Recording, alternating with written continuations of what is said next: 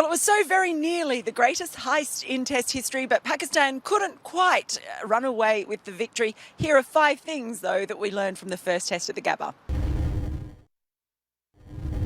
The first thing we learned, Jared, is that Pakistan can bat in Australia. Yeah, well, I think they learned it during the test. They certainly weren't sure in the first innings. Mickey Arthur was talking about unfair conditions of day-night tests. It's interesting that when they had to bat in the dark time under a new ball with tail enders, they seemed to do much better the second time than they did with their top order the first time. But yeah, I think they worked themselves through. You look at players like Asad Shafiq and Yunus Khan, who had come in with pretty ordinary runs over the last little while, and then suddenly, it was Yunus's probably innings that maybe set up the fact for Asad to come in and when the ball was a little bit older. And I thought they did exactly what they needed to do. The bounce didn't seem to massively worry them all the way through, and I think they should be happy with that. They should be going down to Melbourne thinking, this is the toughest pitch we're going to do, the most alien pitch to us, and we've batted quite well at least once. Bryden, the second thing we learned is that the all-rounder issue has not gone away for Australia. No, that's right. They've wanted to play an all-rounder for a few years now. Shane Watson, Mitchell Marsh, whoever it might have been at the time. And they wanted that because it was a fifth bowler who could take a bit of the load off the quicks.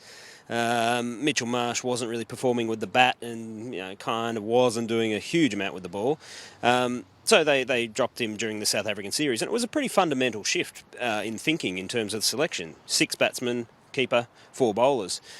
But I think we saw on the last day here at the Gabba why there is still a discussion probably likely to happen, because there was a lot of work for the fast bowlers in this fourth innings, and Josh Hazlewood and Mitchell Starc, they looked like they were getting a bit cooked there at times. It's the sort of circumstance in which a fifth bowler like a Mitchell Marsh or someone like that could have just taken that load off. There will probably be discussions about whether they want to go down that path again in the next few tests. I don't think we've heard the end of it. The third thing we learned is that Asad Shafiq should probably be batting higher than at number 6, Jared. I think there's a certain point, we talked about this a little bit during the England series, when you're breaking Garfield Sober's records at 6, probably should be batting higher in the order. I know they've tried it, and he has gone up at times, but he's been pushed back down again, and he's too good a batsman. You've got a lot of younger, I know he looks young, but he's not actually that young. There's a lot of younger players at the top of that order at the moment, and I think that they just need to make it a little bit more solid, and he's such a good player. And I think we knew that before, and we certainly know it now. And I can't see how they can continue to leave him down at 6, just because it put extra pressure on the 2 older guys who aren't going to be as consistent now as they used to be, you would assume.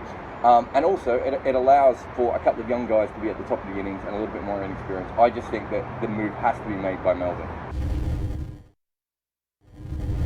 The fourth thing we learned, Bryden, is that there are still questions over the inclusion of Matthew Wade as wicketkeeper. Yeah, so Matthew Wade came back into the side after the Hobart Test against South Africa for Peter Neville, the theory being that he would offer a bit more fight down the batting order. And he hasn't really made any runs of note since coming back in, but he does have a couple of Test hundreds. We know he's a good batsman, and he's made those hundreds under tough circumstances. But he's also missed a couple of stumpings, and some of his work behind the stumps hasn't been as clean as they might like in the Test side. I think it's just going to get really interesting when we get towards the tour of India, because Nathan Lyon or whoever is the spinner is going to be bowling a lot on that tour, a lot of work up to the stumps. Hopefully, you would think some stumping opportunities. And if Wade hasn't really made a lot of runs in the meantime, I just wonder whether they will stop and think, actually, we think Peter Neville's our best wicketkeeper and he might be the one for the Indian tour. I think that one's still a question mark. And the final thing we learned is that, well, both these sides have amazing talent, but they also have some significant flaws. Yeah, they've both been number 1 of recent times, and now decidedly not number 1 material, perhaps.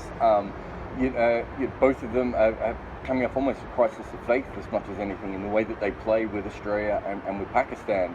They went to New Zealand, it was so terrible. I think that even that shocked them, despite the fact that they didn't have the preparation that they should have had and would have wanted.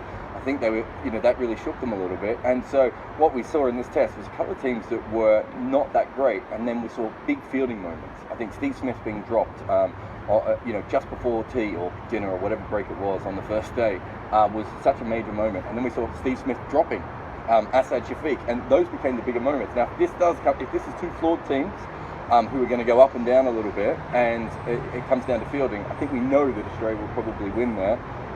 And so that's a problem for Pakistan. But they're very evenly matched teams in their flaws.